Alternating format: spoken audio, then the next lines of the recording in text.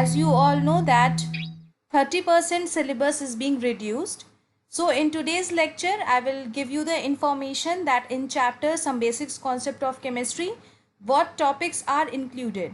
But students, for your betterment, for your enhancement of knowledge, you should know the concept of chemistry. Whatever I have taught, significant figure or scientific notation or its calculation, it is very important for the numericals.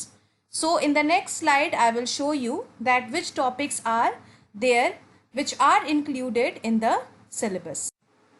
So dear students, you can see here that in chapter number 1, some basic concept of chemistry, topics included according to the revised syllabus. As you know that 30% syllabus has been reduced.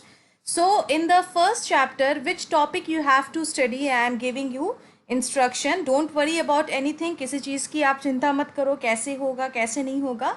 Just what ever I am teaching, जैसे मैं पढ़ा रही हूँ आप उसको एक sequence wise में आप उसको लिखते जाइएगा. So first topic is importance of chemistry. You all know that everything is there in chemistry, how chemistry and matter, whatever I have taught, matter का क्लासिफिकेशन, आप ये सब उसमें इम्पॉर्टेंस ऑफ केमिस्ट्री में आ जाएगा. आप इसको देख लीजिएगा, थ्योरेटिकल पार्ट है. Then next is atomic and molecular mass. I have already given the introduction regarding atomic and molecular mass. In today's lecture, I will give you the detail. Next is mole concept in detail. Mole concept को आपको detail में पढ़ना है. I will tell you each and everything. We will do step by step. Because अगर एक साथ mole concept मैं पढ़ाऊँगी तो आप सब confused हो जाओगे. Next is mass percent composition, which is also known as percent by weight, and it is abbreviated by W percentage. This will I will teach you in concentration terms. It is there. ये जब आपका mole concept मैं करवा दूंगी, numerical भी करवा दूंगी, तब हम इस पे चलेंगे. Then molecular and empirical formula. It is very easy. Believe me students, molecular and empirical formula आपको कुछ एलिमेंट्स के परसेंटेज दिए रहेंगे और उसको आपको उनके मॉलिक्यूलर और एम्पेरिकल फॉर्मूला को बनाना होगा. It is very easy and I will teach you all. And the last topic in chapter 1 is chemical reaction and stoichiometric calculations. So it is very easy, don't worry about anything. So these topics are included according to the revised syllabus. So students, in the previous lecture I have already told you about the mole concept. So let us revise the definition once again. The amount of the substance that contains as many particles as there are atoms in 12 gram of carbon 12 isotopes. It has experimentally found 6.02 into 10 to power 23. पदार्थ की मात्रा जिसमें कई कण होते हैं, जैसे कि 12 ग्राम कार्बन 12 समस्थानिक में परमाणु होते हैं, ये प्रयोगात्मक रूप से पाया गया है. 6.02 इंटू 10 टू पावर 23. आपने पढ़ा है, यह बहुत इजी है, ये आपने बहुत बार पढ़ा हुआ है. इसको मैं बहुत डिस्क्राइब नहीं करूँगी, बस एक बार रिकॉल करा देती हूँ कि what is mole. Mole was just a number. Mole जैसे एक डजन इक्वल टू 12 थिंग्स हैं, 1 पेयर इक्वल टू 2 थिंग्स हैं. So similarly mole is just a number and it represents the number of particles. Particles के numbers को वो बताता है and that particles can be ions, atoms, molecules.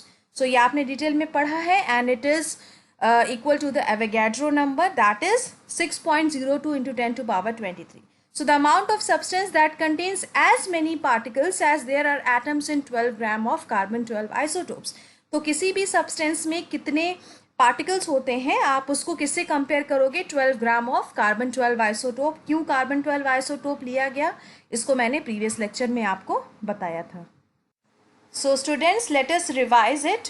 In the previous lecture ये formulas मैंने आपको दिए हैं बच्चों, बिल्कुल जैसे मैं स्टेप बाय स्टेप मैं पढ़ा रही हूँ. I am giving my self made notes. तो जो भी मैं आपको लेक्चर में दिखाई देता है, whatever I am teaching, so उसको आप सीक्वेंस वाइज अपने कॉपी में लिखिएगा. So we will, I have already told you about the basic concept of mole and the definition of mole concept. So पहले हम मोल कॉन्सेप्ट के कुछ formulas को कंसिडर करेंगे और उसके बाद हम कुछ और फॉर्मूलाज को अलग अलग डिवीजन में करेंगे. तो जैसे मैं पढ़ा रही हूँ आप उसको वैसे ही सीक्वेंस में आप करते जाइएगा. और whenever you are studying chemistry, please take your copy and pen and then study. So the first formula is calculate mass of one atom. अगर एक एटम के मास को या भार को आपको कैलकुलेट करना है तो कौन सा फॉर्मूला लगाओगे? Atomic mass divided by 6.02 into 10⁻23, that is Avogadro number. और एटॉमिक मास का हिंदी है परमाणु भार। सेकेंड, आपको ऑलरेडी पता है, calculate mass of one molecule. अगर एक मॉलिक्यूल के मास को आप कैलकुलेट करोगे तो क्या फॉर्मूला लगाओगे आप? मॉलिक्यूलर मास यानी आणविक भार divided by Avogadro number. Third is calculate number of atom in a given mass of the element. B very careful, आपको नंबर ऑफ एटम कैलकुलेट करना है इन the given mass of the element. इसके लिए कौन सा फॉर्मूला आप use करोगे? Mass of element into Avogadro number, that is 6.02 into 10⁻23 divided by gram atomic मास। अभी आपको लेक्चर में आगे मैं बताऊंगी, ये सारे बेसिक हैं। एटॉमिक मास मैंने बताया था आपको, मॉलिक्यूलर मास, ग्राम एटॉमिक मास, इसके सारे डेफिनेशंस मैंने नेक्स्ट इसमें स्लाइड में बताया है। सो बच्चों आप देखो, फोर्थ फॉर्मूला जो आपको आज काम आएगा, that is calculate number of molecules in the given mass of the substance. इससे पहले आप एटम निकाल रहे थे या उसमें, यहाँ पे आपको निकालना है number of molecules in the given mass of the substance. Mass दिया रहेगा और आपको नंबर ऑफ मॉलिक्यूल्स कैलकुलेट करने। आगे न्यूमेरिकल्स जब मैं बताऊंगी तो आप इसको और ज़्यादा क्लियर समझ पाओगे। तो इसका फॉर्मूला है mass of substance into 6.02 into 10⁻23 upon molecular mass.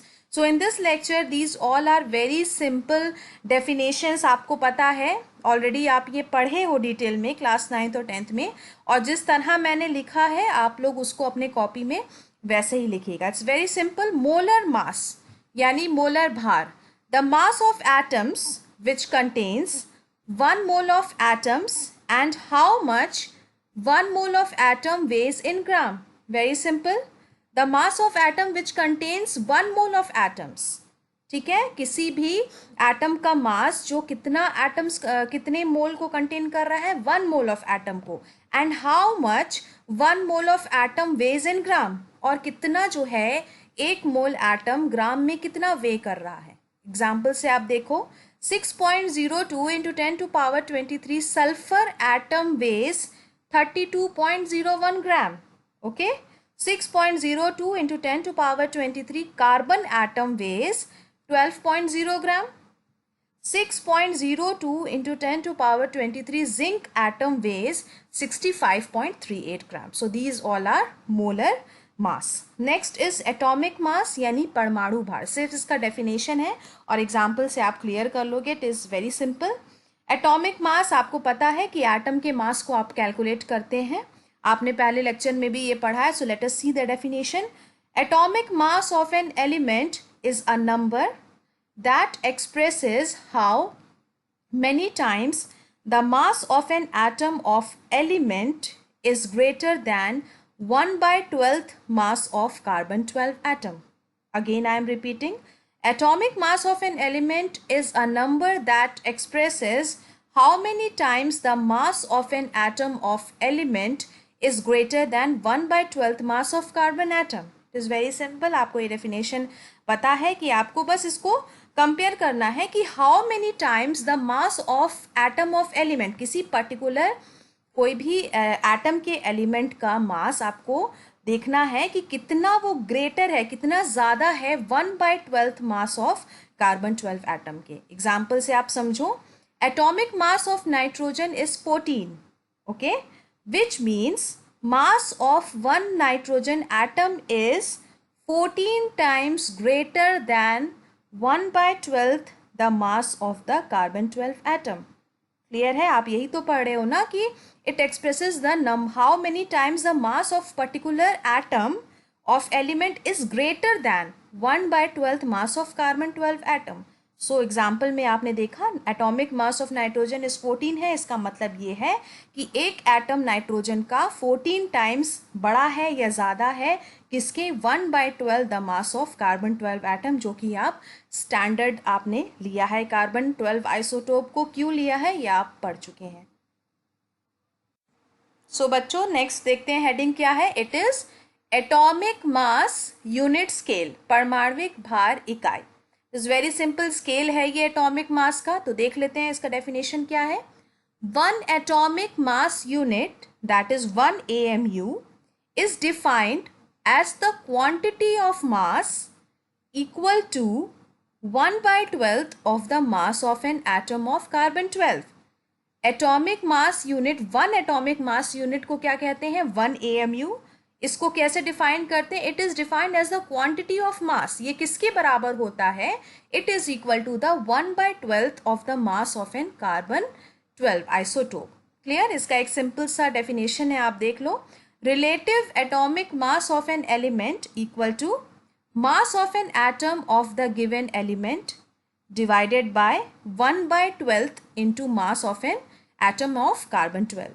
सो जितने भी हिंदी मीडियम के स्टूडेंट्स हैं, मैंने PDF के फॉर्म में ये सारे नोट्स हिंदी में दिए हैं, आप वहाँ से कॉपी कर लीजिएगा। यहाँ पे सिर्फ मैंने टर्म्स बताए हैं। सो आई एम अगेन रिक्वेस्टिंग, जितने भी आप हिंदी मीडियम के स्टूडेंट्स हैं बच्चों, आप इंग्लिश में भी टर्म ज़रूर जानिए। हिंदी में आप जानो, लेकिन इंग्लिश में भी आप उसको क्लियर रखो कि पर्टिकुलर इस टर्म को हिंदी में क्या कहते हैं और इंग्लिश में क्या कहते हैं, दोनों पे आपका कमांड होना चाहिए। So today AMU has been replaced by unified mass, जिसको हम रिप्रेजेंट करते हैं स्मॉल यू से। तो एटॉमिक मास किससे रिप्लेस हो चुका है, यूनिफाइड मास से, जिसको स्मॉल यू से डिनोट करते हैं। Next heading is average atomic मास। नाम से ही पता चल रहा है कि एटॉमिक मास का हमको एवरेज निकालना है। इसका हिंदी है औसत परमाणु भार। मास को द्रव्यमान से भी बोलते हैं हिंदी में, और मास को भार भी बोलते हैं। तो दोनों वर्ड सही है, आप इसका डेफिनेशन देख लो। Most of the elements have isotopes. Isotopes यानी समस्थानिक, आपने पढ़ा है। जैसे हाइड्रोजन के आइसोटोप्स होते हैं प्रोटियम, ड्यूटेरियम और ट्राइटियम। तो आइसोटोप्स वो होते हैं जिनके एटॉमिक नंबर तो सेम होगा बट मास नंबर डिफरेंट होगा।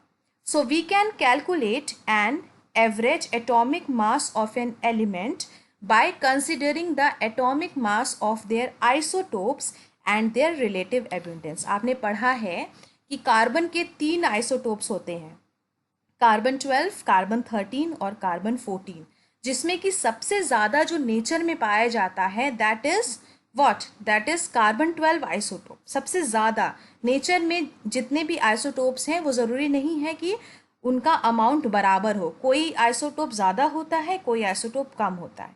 तो एटॉमिक मास में, एवरेज एटॉमिक मास में आप क्या करोगे, जितने भी उनके आइसोटोप्स हैं उनके एटॉमिक मास का हम एवरेज करेंगे। एग्जाम्पल से आप देखो, क्लोरीन हैज़ 2 आइसोटोप्स।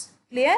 क्लोरीन के 2 आइसोटोप्स होते हैं, क्लोरीन 35। देखिए एटॉमिक नंबर हमेशा सबस्क्रिप्ट के फॉर्म में लिखते हैं, आप देखो एटॉमिक नंबर जो है वो सेम है, और मास नंबर हमेशा सुपर सब्सक्रिप्ट के फॉर्म में लिखते हैं। देखिए 35 है और 37। सो आइसोटोप्स में हमेशा याद रखिएगा atomic mass will be, atomic number will be always same and mass number will very. So chlorine के 2 आइसोटोप्स हैं, क्लोरीन 35 एंड क्लोरीन 37। किस रेशियो में ये नेचर में पाए जाते हैं, 3:1। यानी कि क्लोरीन 35 जो है, जिसका मास नंबर है, वो 3 गुना ज़्यादा पाया जाता है as compare to chlorine 37 isotope. ठीक है। सो एवरेज एटॉमिक मास आप कैसे निकालोगे, देखो आप ध्यान से। 35 जो कि मास नंबर है, मल्टीप्लाई बाय 3 से क्यों मल्टीप्लाई किया गया, क्योंकि ये नेचर में इनका जो रिलेटिव एबिंडेंस है, जो ये नेचर में पाए जाते हैं, वो 3 है, रेशियो दिया है। सो आप लिखोगे 35 इंटू 3 प्लस 37 जो कि दूसरा आइसोटोप है क्लोरीन का 37, और उसके पाए जाने का रेशियो क्या है नेचर में, 1 है।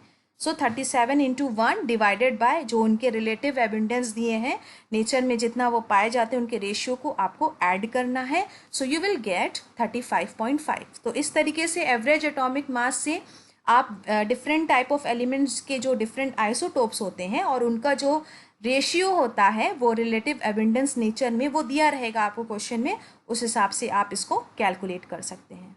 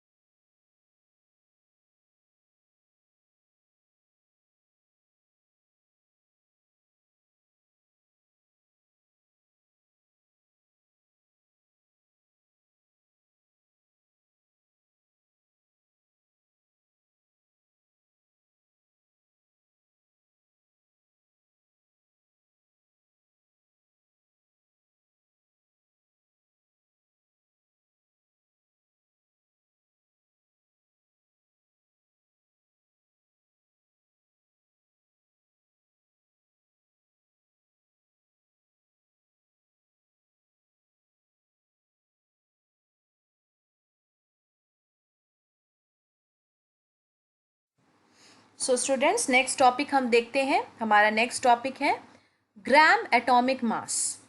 क्लियर? नाम से ही पता चल रहा है एटॉमिक मास को हमको ग्राम में एक्सप्रेस करना है। ठीक है, आप जब भी केमिस्ट्री पढ़ो बच्चों, टर्म्स को पहले समझने की कोशिश किया करो कि जो अगर उसको इस टर्म को दिया गया है तो उसके पीछे लॉजिक क्या होना चाहिए। एटॉमिक मास आपने क्या पढ़ा था? जितने भी आपने एटम है, एलिमेंट्स हैं, उनके आपके मासेस को वेरीफाई करना था। ग्राम एटॉमिक मास है, यानी एटॉमिक मास किस में एक्सप्रेस्ड होगा? ग्राम में। इसका शॉर्ट फॉर्म एब्रीवेशन है GAM, और ग्राम एटम्स दोनों सेम है। ग्राम एटॉमिक मास या ग्राम एटम्स जो बोथ आर सेम्स। तो इसका हिंदी है ग्राम परमाणु भार या द्रव्यमान या ग्राम परमाणु। तो इसको अब देखते हैं, इसका डेफिनेशन क्या है। ग्राम एटॉमिक मास और 1 gram atom is the quantity of an element whose mass in grams is numerically equal to the atomic mass of that element. Very simple. उसके आप इतना समझ लो कि atomic mass of that particular element को हमको किस में एक्सप्रेस करेंगे? जब हम ग्राम में एक्सप्रेस करेंगे तो that will be gram atomic मास। नाम से ही पता चल रहा है ग्राम एटॉमिक मास और 1 gram atom is the quantity of an element whose mass in grams. देखिए, mass in grams is numerically equal to the atomic mass of that element. Example देखते हैं। For example, atomic mass of hydrogen is 1.008 AMU. AMU is atomic mass unit. This, when expressed in grams, will give the value of gram atomic mass or 1 gram of hydrogen, gram atomic mass or 1 gram of hydrogen. It is very clear. अगर आप इसका atomic मास देख रहे हो तो that is 1.008 AMU। अगर इस वैल्यू को आप ग्राम एटॉमिक मास या 1 ग्राम ऑफ एटम में एक्सप्रेस करो तो कैसे करोगे? That will be gram atomic mass. So gram atomic mass और 1 gram atom of hydrogen equal to 1.008 gram. देखा आपने, जब आप एटॉमिक मास देख रहे थे, when you were representing atomic mass, that आपने AMU से रिप्रेजेंट किया। That is the atomic mass unit 1.008। जब आप ग्राम एटॉमिक मास ले रहे हो तो इस AMU को रिप्लेस करके जब हम ग्राम में इसके वैल्यू को लिखेंगे तो that will be gram atomic mass. So gram atomic mass और 1 gram atom of hydrogen equal to 1.008 gram. एक डेफिनेशन, एक फॉर्मूला है, इसको आप देख लीजिएगा, it is very important. Number of gram atoms का फॉर्मूला है mass in gram divided by gram atomic mass. तो ये जितने भी फॉर्मूलाज हैं धीमे धीमे करके सीक्वेंस में मैं जैसे बता रही हूँ आप उसको कॉपी में लिखते जाइएगा, और फिर उसके बाद जब आप न्यूमेरिकल लगाओगे तो it will be very easy. अगर आप एक साथ कोशिश करेंगे तो बहुत ज़्यादा मेस हो जाएगा। सो जो भी आप ये पढ़ रहे हैं वो सब मोल कॉन्सेप्ट में आ रहा है। अगर आप मोल कॉन्सेप्ट पढ़ रहे हैं और ये सब डेफिनेशंस नहीं पता है तो ये आपके लिए बहुत प्रॉब्लम हो जाएगी। एक और डेफिनेशन आप देख लीजिए बच्चों, ये भी बहुत ज़्यादा सिंपल है। आप देखो, ग्राम मॉलिक्यूलर मास GMM या ग्राम आणविक भार। आप देख लीजिएगा, मास को द्रव्यमान भी बोलते हैं और मास को हिंदी में भार भी बोलते हैं। तो जैसे आपने मॉलिक्यूलर मास एटॉमिक मास के लिए पढ़ा था कि जब आप एटॉमिक मास में पर्टिकुलर एलिमेंट के मास को आप बता रहे हो तो AMU से बता रहे हो, और अगर आप एटॉमिक मास को अगर ग्राम में बता रहे थे तो वो ग्राम एटॉमिक मास हो जा रहा था। सिमिलरली मॉलिक्यूलर मास के लिए भी वही होगा। जब आप मॉलिक्यूलर मास को ग्राम में रिप्रेजेंट करोगे that will be gram molecular mass. So let us see the definition. It is very simple. Gram molecular mass is the mass in grams of 1 mole of a molecular substance. Gram molecular mass में atomic substance को हम ग्राम में represent कर रहे थे, और यहाँ पे molecular mass के लिए जब हम 1 ग्राम में उसको रिप्रेजेंट करते हैं, किसी भी मॉलिक्यूल के मास को जब हम ग्राम में रिप्रेजेंट करते हैं तो वो होगा ग्राम मॉलिक्यूलर मास। ग्राम मॉलिक्यूलर मास में बी रिपोर्टेड इन ग्राम्स, इसको आप ग्राम्स में भी रिपोर्ट कर सकते हो, और ग्राम्स पर मोल। क्लियर? इसको आप ग्राम्स में भी लिख सकते हो या ग्राम्स पर मोल में भी लिख सकते हो। तो आप ये देख लो यहाँ पे एग्जाम्पल O2। ये why O2 is a molecule? Because O2 2 oxygen atom के कॉम्बिनेशन से बना है। तब जब आप इसका ग्राम मॉलिक्यूलर मास कैलकुलेट करोगे, सिंपल है कि 16 एक ऑक्सीजन के एटम का मास 16 होता है, तो यहाँ पे 2 एटम्स हैं तो 16 into 2 that will be equal to 32 gram. Similarly H2O का आप कैलकुलेट कर सकते हो। हाइड्रोजन के 2 एटम्स हैं और ऑक्सीजन का 1 एटम है, तो 2 into 1 plus 16 that will B 18 ग्राम। सो बच्चों ये लास्ट डेफिनेशन है आज के लेक्चर के लिए। इसके बाद हम न्यूमेरिकल सॉल्व करेंगे। इसको भी आप देख लीजिए। मोलर वॉल्यूम, इसका हिंदी है मोलर आयतन। नाम से ही पता चल रहा है कि मोलर वॉल्यूम, मोल के वॉल्यूम को आपको बताना है। देखिए यहाँ पे definition, late us see the definition. It is the volume of 1 mole of any substance eight STP. किसी भी 1 मोल के पदार्थ का आपको वॉल्यूम निकालना है किस पे? एसटीपी पे। STP is standard temperature pressure. So let us see molar volume of any gas at STP की वैल्यू क्या होती है? Equal to 22.4 litre. 22.4 लीटर को आप मिलीलीटर में कन्वर्ट कर दो तो ये हो जाएगा 22,400 millilitre. That is 22.4 litre of any gas at STP contains 1 mole of gas. और 1 मोल ऑफ गैस किसके बराबर होगा? दैट विल बी, जहाँ पे भी 1 मोल आ गया आपको एवोगैड्रो नंबर वहाँ पे इंट्रोड्यूस करना है। सो 1 मोल ऑफ गैस और 6.022 into 10⁻23 molecules of gas. It is very simple.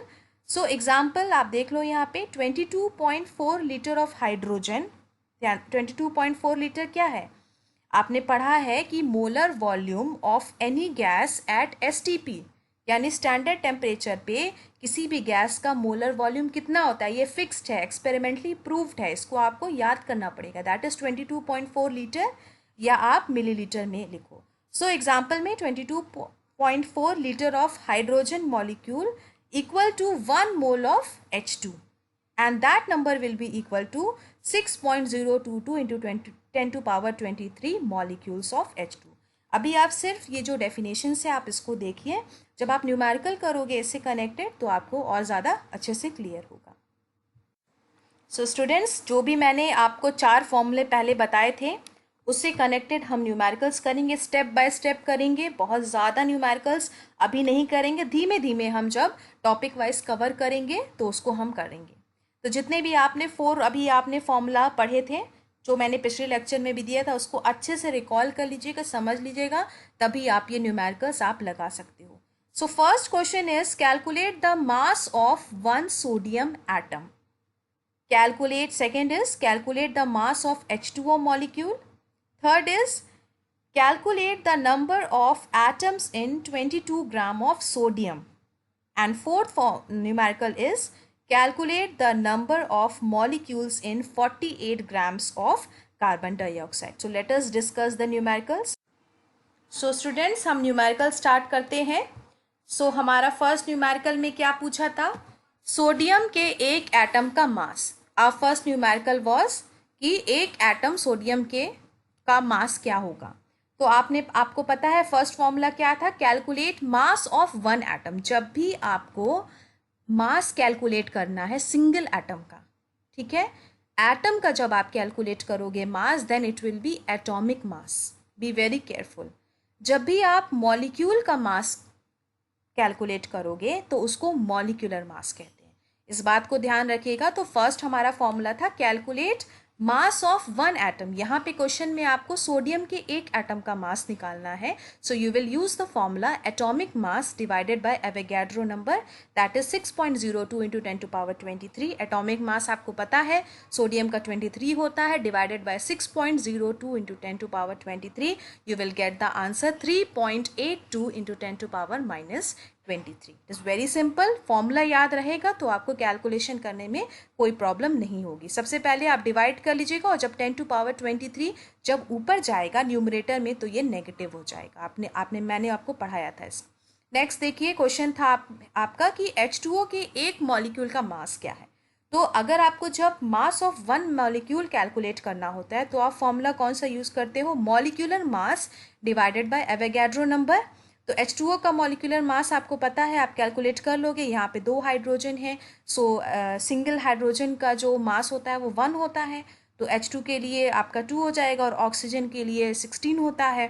तो टोटल जब आप इसको कैलकुलेट करेंगे तो that will B 18 divided by 6.02 into 10⁻23। आप इसको सॉल्व करेंगे तो इसका आपको आंसर हो जाएगा। तो सारे जितने भी न्यूमेरिकल्स में करवा रही हूँ, फॉर्मूला करा रही हूँ, उसको सीक्वेंस वाइज आप उसको याद करिएगा, समझने की कोशिश करिएगा कि जब भी एक एटम के मास को हम निकाल रहे हैं तो हम उसको एटॉमिक मास कहेंगे, जब भी एक मॉलिक्यूल के मास को हम निकाल रहे हैं तो मॉलिक्यूलर मास कहेंगे, यानी उस मॉलिक्यूल में जितने भी एटम्स इंक्लूडेड हैं उन सब के हमको मासेस को ऐड करना होगा।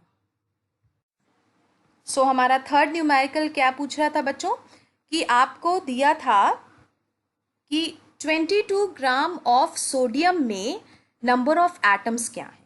ठीक है, 22 ग्राम ऑफ सोडियम में नंबर ऑफ एटम्स क्या है। तो आप याद करो फॉर्मूला क्या है, आप लगाओगे calculate number of an atom in a given mass of element, यानी कि सोडियम एलिमेंट का मास यहाँ पे दिया है, बी वेरी केयरफुल, मास कितना दिया है 22 ग्राम, और आपको क्या कैलकुलेट करना है, नंबर ऑफ एटम।